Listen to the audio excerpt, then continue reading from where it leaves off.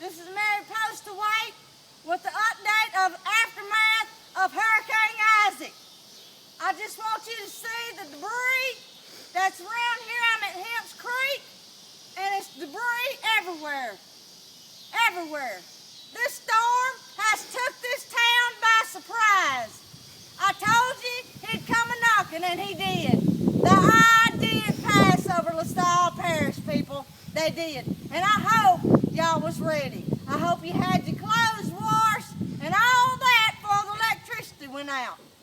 Now I want to show you just how strong a current this creek has in it. And don't try this at home, because I've been professionally trained with Jim Cantori and Steph.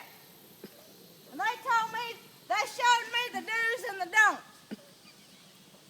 So I'm going to go down here, and I'm going to,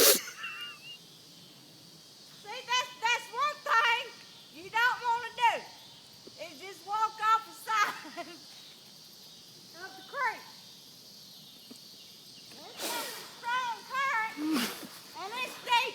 Don't try this at home. If your ditches have water in them, don't go to them. Just stay away from them. I'm highly trained. Highly trained. This creek's got, you see the current? Do you see that? It's current in this creek. It's a strong storm that come through here. That's why the creek's going this way. You see that tree? That tree's leaning over this creek because Isaac tore it down. He tore it down. It was standing, but now it's down. It's leaning over, like getting a drink of water now.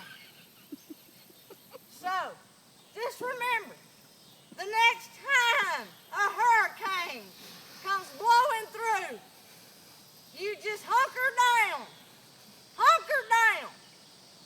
and get your clothes washed, and get everything you need to do, generators, gassed up, all that.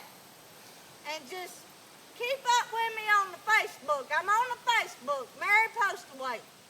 And I'll be coming back to you with some more update and aftermath of Hurricane Isaac.